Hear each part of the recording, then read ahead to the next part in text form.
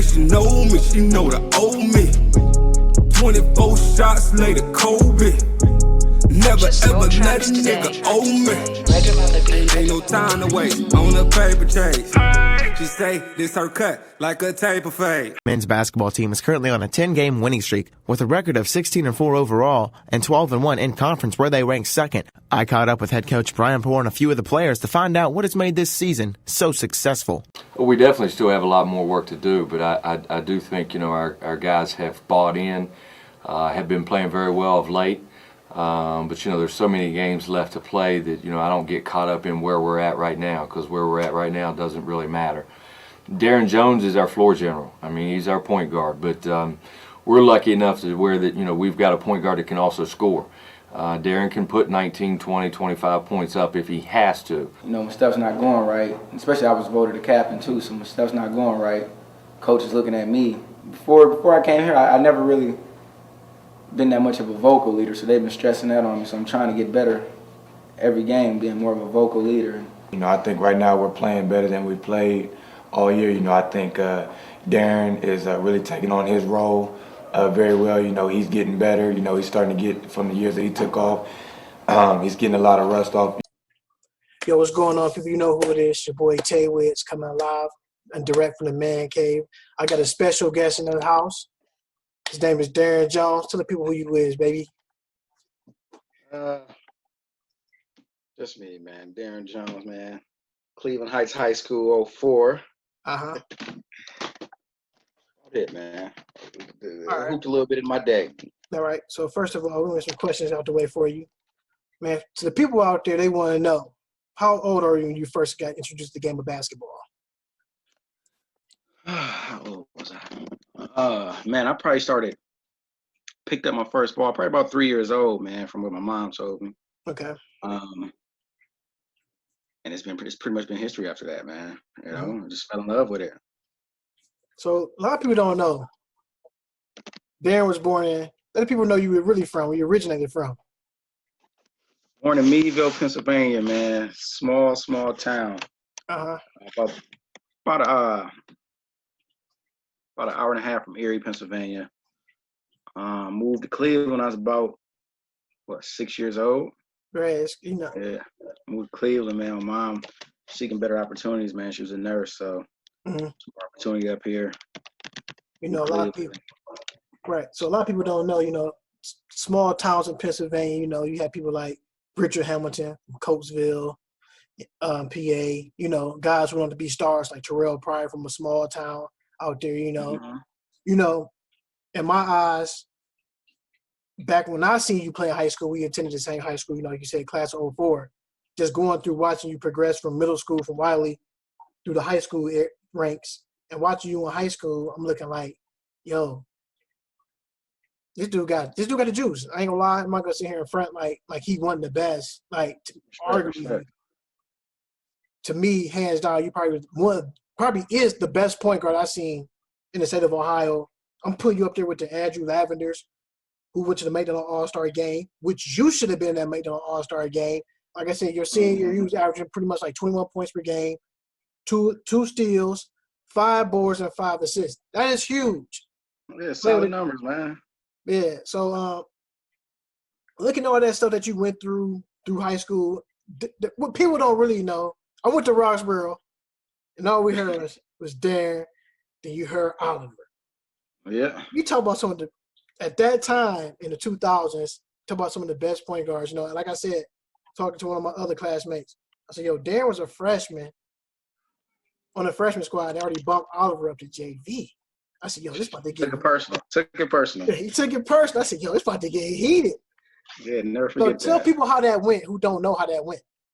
Man, so like you said, coming up in Wiley, man. When I moved up here, I was went to middle school. I started out at Margaret Spellacy, which now is Ginn Academy. Right. And then maybe close to my end of my 6th grade year, that's when we moved up into Cleveland Heights. Started going to Wiley, and you know, I didn't really know nobody there, man. You know, Renard Shanklin was the first dude I met, man, and just he introduced me to everybody. And you know, coming from where I was coming, I used to live on Lakeshore. I used to live on Shaw Avenue. Right. from the hood, you know, I'm looking at y'all like, what? Like, I ain't, you know, so I'm looking at dudes like, whatever. So we get the gym class that day, and I just, you know, do my thing, and it was just kind of like, oh man, this dude for real. And then, you know, with that, I started hearing Oliver's name. Mm-hmm. I didn't know who this guy was. You know, I'm from the hood. I don't give a fuck who he is. Right. So we finally, what I seen? I seen him in the summer one time. But anyway, we finally, 9th grade year, tryouts. I never forget it. You know, first day of tryouts, we're going for the loose ball. Me and him at the same time, you know, we bump heads. Right. Had me out the whole tryouts, man. I had, you know, stitches, I missed basically. I tried out like the last day. Long story short, I was supposed to get cut because I didn't try out, but I ended up trying out that last day with stitches still in my mouth. So I think that's kind of how he got the nod over me. JV. Coach Johnson at the time, the JV coach, he didn't really get a chance to see me. Right. So he's seen Oliver. And but you know, man, Kareem always writes a crap, no disrespect to Oliver. That's my boy, man. I love him. You know, I just stayed with it. And 10th grade year, I was starting varsity. Right. Long story, but whatever. It was so crazy. You took this spot. A lot of people don't know. Oliver transferred. I think it was because of that. And ever since then, I'm gonna lie. I don't know. I mean, ever since then, you never look back. But I will say this about you. I'm gonna let the people know who was your favorite basketball player. I'll let everybody know who Oliver's favorite basketball player. This is kind of coincidence how this go hand in hand. Who was your favorite basketball player growing up? Who you patted your game after that? Outside of the MJ, we're gonna, you know, that's another. Right. MJ's MJ, right? Right. I know Oliver was the Iverson guy. I was the Kobe guy, man. That's just what it was. That is kind of crazy. Right, because y'all had these battles. I'm looking like I sat there. I'm sitting here watching like all this other stuff, documentaries on Kobe and Jordan. I said, this is wild. So that's why I was so thirsty to do this interview. I'm like, yo, Oliver's favorite player was AI. Darren's favorite player is Kobe, and they tight. You know what I'm saying? They went to battle. That's what I like about this interview I'm doing with you guys. Like, for you to be a 5'8", 5'9" point guard going up against giants, and the way you was taking heads off, like I said, you know, coming like people like I want to know because like a lot of people don't know. I actually made the team my senior and I got cut because the wrong Dante. Now, the moment I want you to share with the people is what is it like coming through those double doors when the Heist band is playing? Like, what's the drilling? What's the feeling? Indescribable, man. Crazy. I had you know, I hadn't been to a Heist game in a while, so I took my son this you know, a couple weeks ago for the tournament game, whatever. So you know, once they got reinstated back into the tournament, I took him to that first game at Heights, and like the band wasn't there, and it just wasn't the same feel. And he's sitting there, and I'm explaining to him how it was, like, man, like the band would be going crazy, and you just hear that beat, like, man, it was yeah, man, it was wild, man. Like, indescribable feeling, dude. I miss it. I'm gonna ask you another question. Like, how did you know you was becoming in the high school ranks amongst? I'm talking about you. I said you was up there with everybody, like the Lighties, the LeBrons, all them guys. Yeah, I never got caught up in that. I always had a chip on my shoulder, and I feel like I always had to play that way because I was so small. So, pretty much every game I went out, I was trying to prove something to whoever it was. It don't matter if they was, you know, Joe Blow from down the street. You know what I mean? It don't matter who it is. That was just my mentality. Like, I was just going at you every night. It did not matter. So, all right. This question might get you in some trouble with some of your high school teammates. When you was in high school, who was your ride or die that you know you can go down with anybody on the court right now in high school or college? Huh? Like, you going like who's going in that foxhole with you? Who's going like no matter what, we got to get it done, DJ. Can I pick one high school teammate? Yep, gotta be one. That I played with, or just that came up through high? That I personally played with you on that Heist basketball team. Okay. It's no doubt it got to be John Battle. Duh. All right. It's Now like a no-brainer, man.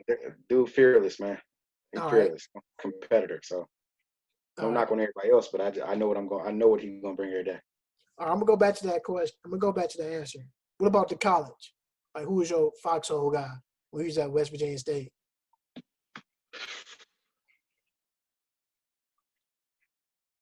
Had to be Cookie Miller, Josh Cookie Miller, man.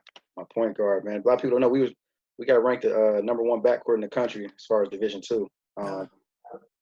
He was from West Virginia. He was like the LeBron up there, man. He like 5'7", 5'6". He went to Nebraska right out the gate. He won.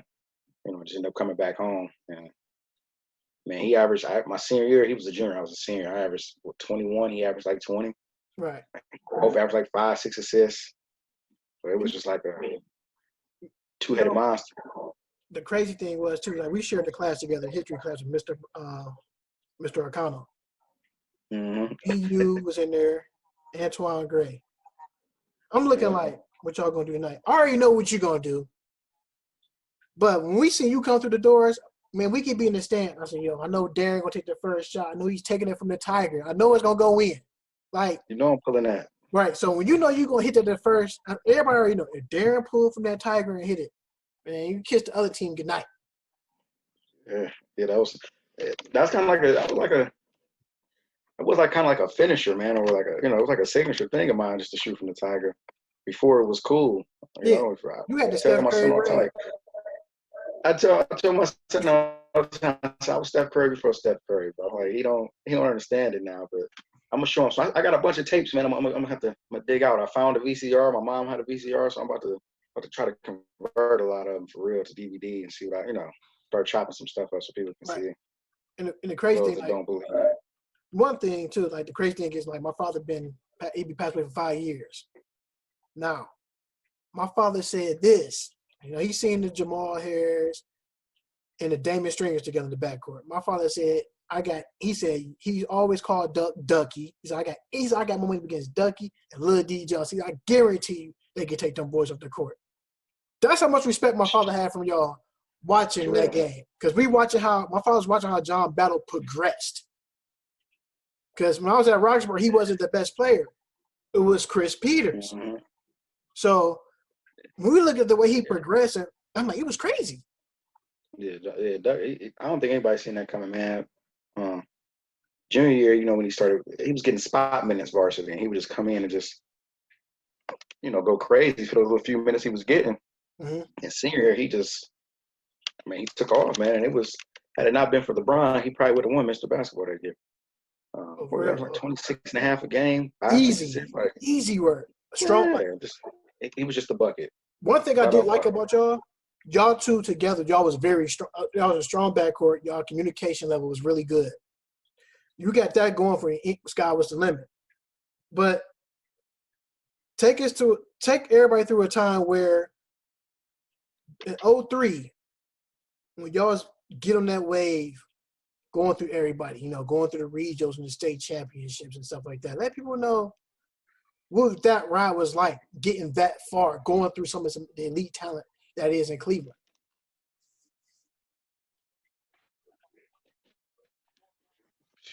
I think it was just kind of like what I said a minute ago, when I always had a chip on my shoulder. Duck was kind of the same way, man. We just kind of, we just play that way. We just, wherever we lined up against, man, it was just, we just had to prove a point. That's what we approached every game. We worry about all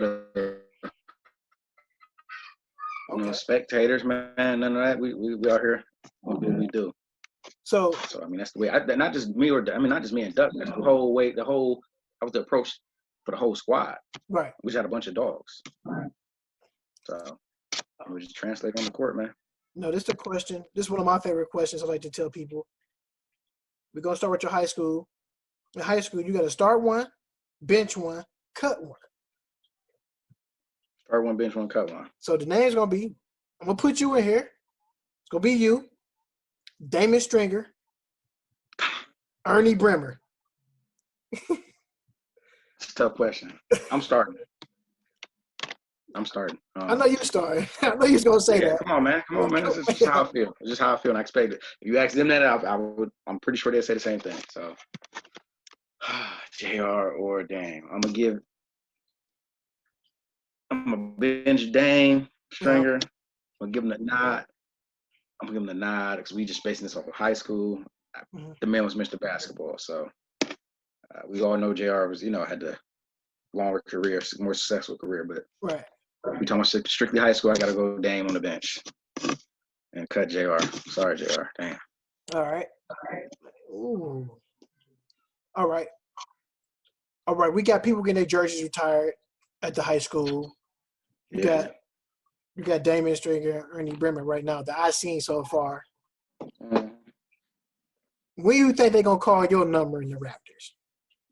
If ever, man, I don't know. I don't know what the criteria is for it. I mean, you graduated. A lot of people ask me this. Huh? So you alumni, you graduated. So yeah, I don't know, man. I think for me to, I don't know. That's a tough question. I don't know. Now, I heard through the grapevine that the year that St. Vincent St. Mary played Warrensville Heights Tigers, I heard that was supposed to be Cleveland Heights Tigers instead of Warrensville Heights Tigers. Is that a true statement? True story. That was Duck St. my junior year. Right. Cap tried to get a game with them. Then they denied it. He tried to get a scrimmage with them. They didn't want the scrimmage. And that's just what it is. Hey. They had LeBron that year. We had Ducks. Smoke. They ducked the smoke. I think y'all would have beat true story. There's some truth to that. Yeah. Drew Joyce was too little. I know you to gave him the business. Drew's solid though, man. Like think about him. He's solid. He ain't gonna make no mistakes. He don't make mistakes. Now that's a true story. Now, just being with Kyle Hubbard by him playing at St. Ed's. Now, I have played basketball against Drew Joyce. Right. He probably won't remember because so much going on and they were. But I know if I can stand toe to toe with him, I know you would give him the business. Hey man, zero fear, man. And that's you too. You a competitor, say? Yeah. Yeah. Utmost respect. Yeah, respect. Using the era that we just was loaded, bro. And you know how Heights is. The squads was pretty much already picked. It wasn't a lack of talent on your part, you know. Oh yeah, most definitely. Appreciate that. Just was loaded. Now, this is a good question right here. You play NCAA collegiate basketball.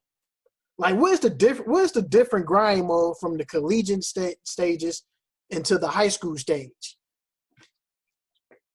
High school, you pretty much can get away on raw talent, man. You're gonna have your elite players here and there, and then you're gonna have your games where you're playing a Valley Forge, and you just know all you have to do is show up and you can whoop them. Mm-hmm. College, everybody's for the most part, depending on what level you play at. But everybody used to be that guy on that team, so right. And then of course the practice is just a lot more physical.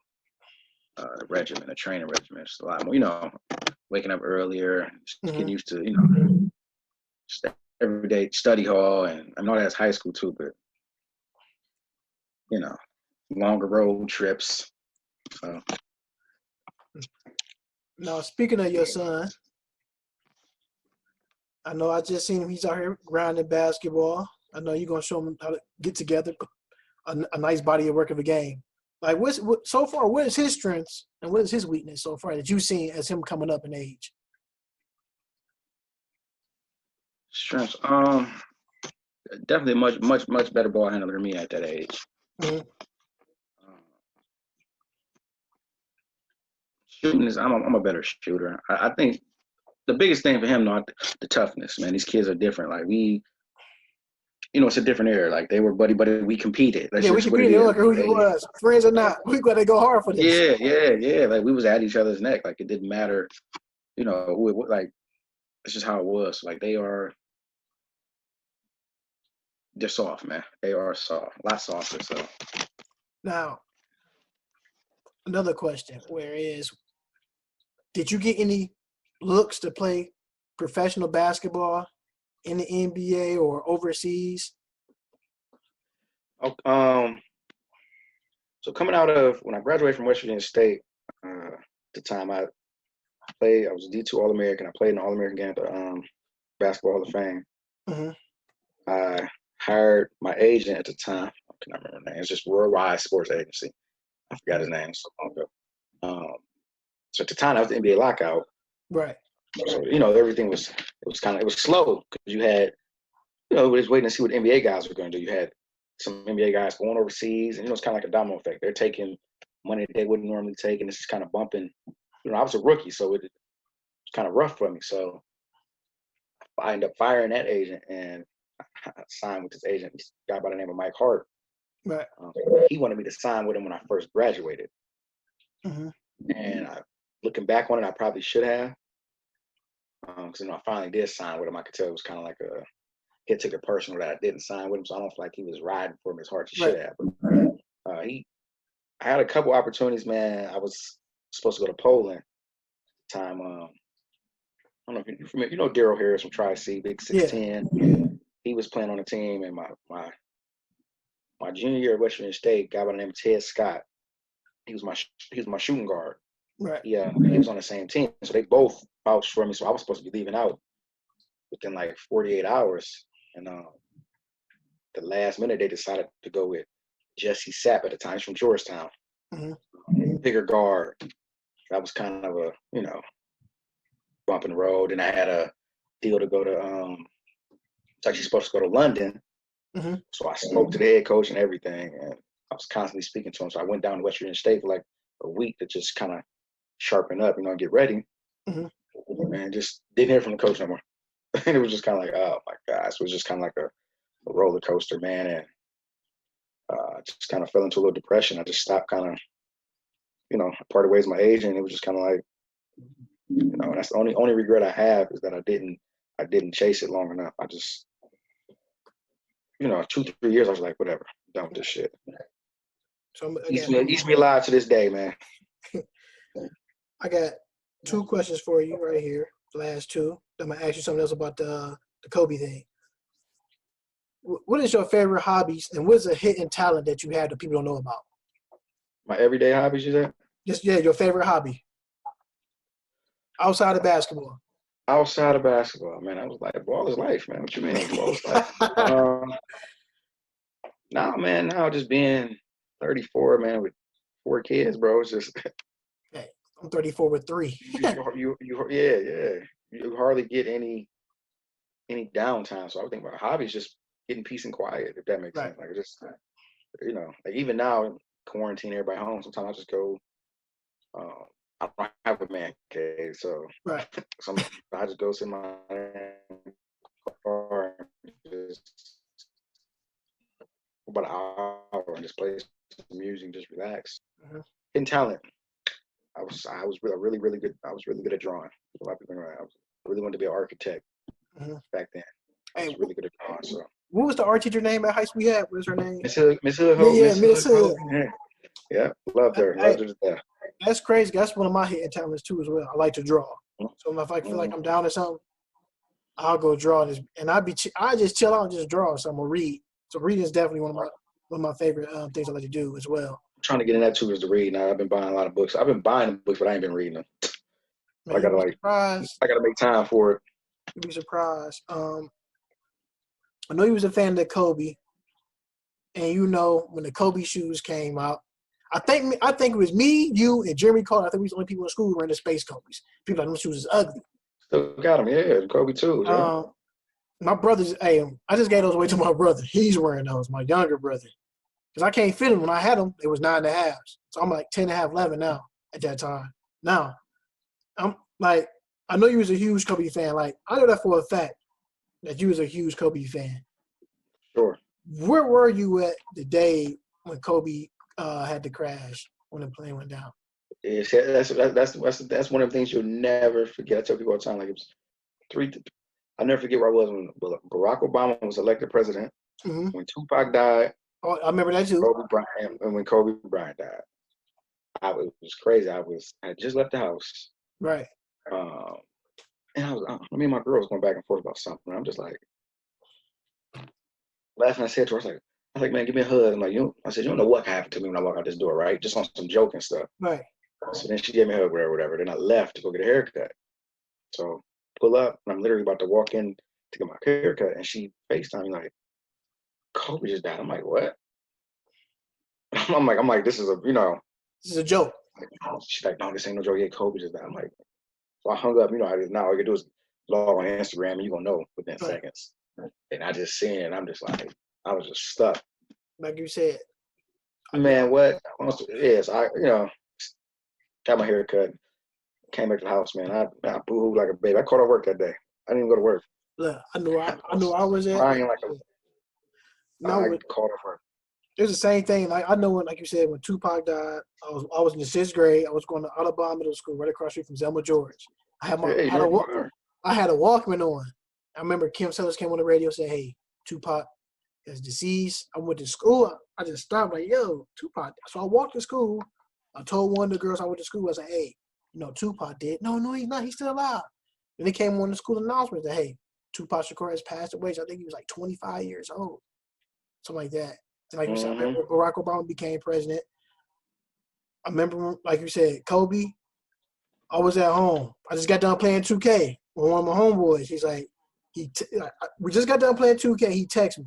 He's like, Kobe dead. And I said, "Get the fuck out of here, man. He ain't dead." I hung the phone up. So I'm searching on Google. I didn't see nothing from Google. I didn't see nothing from Yahoo. I looked at TMZ, but sometimes TMZ can be uncredible because they said Will Smith was dead and he was alive. They had the plane crash. They said Kobe's dead. So I turned to ESPN. That's how I found out through ESPN. Through the Pro Bowl. They was doing the ceremony. It's like, sorry for the interruption. Kobe Bean Bryant has perished in the plane crash. I just sat there. I was crying for a second, like, yo, me and Kobe Virgo. Yeah. So I'm looking like this, like, and something told me, because 3 years prior before that, I bought his jersey. I said, I gotta get his jersey because it's gonna be a hot commodity. It's gonna be hard to get. All right, I said, go ahead and get the jersey. So I got the jersey from Liz. It's the last one left. I said, I gotta get it. I put it in the closet. He dropped 60 his last game of his career. I said, yo, this dude wanted to bang. And like 3 years later, man, he died with his best friend and stuff, like his daughter. So it was kind of, I'll take a little bit personal too, because I got 2 daughters of my own. You're close to your kids at the end of the day. It was a tough one. The same thing like Nipsey Hussle. I sat in the same spot with Tupac. Right. I sat in the same spot where Kobe died. Oh yeah, Nipsey too. I forgot about and Nipsey died in my room. The same exact spot, playing 2K in the same person. This is unbelievable. And I was looking like, man, this is crazy. It don't feel real. No, it don't. And it doesn't. Now, before we get off, I know you got some things to do. You watching the Jordan documentary.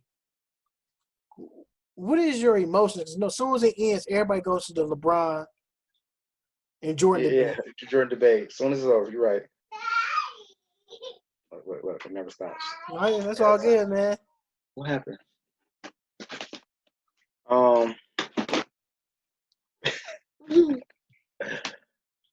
Yeah. So, Mike, Brian, let me see. I'm a Mike fan. We all are, man. I don't know. Only problem I got with the whole thing is that people act like it's not a conversation. Like LeBron's not in the conversation.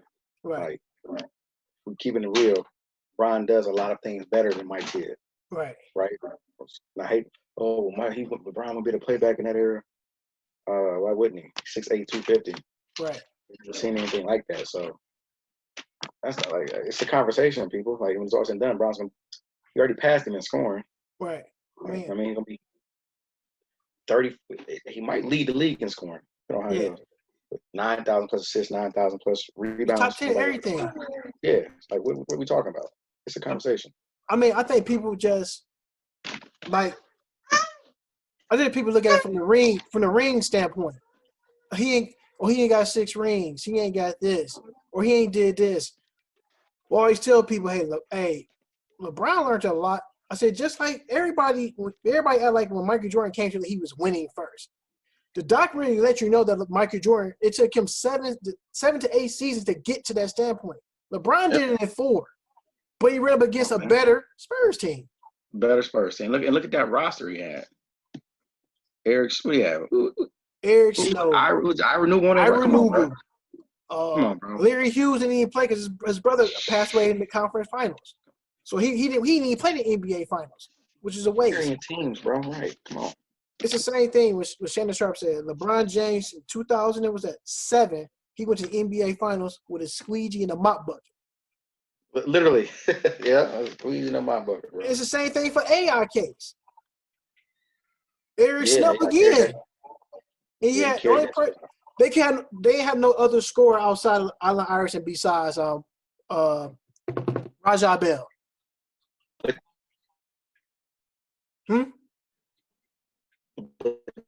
That roster was constructed. They had on defense. We had Mutombo, McKee, Eric Snow. You had some hard-nosed players, man. They had the Wizard guy on the bench too. I used to like him, Matt Geiger. He was kind of tough. That guy, right. Yeah. So AI was just able to go out there and be AI, man.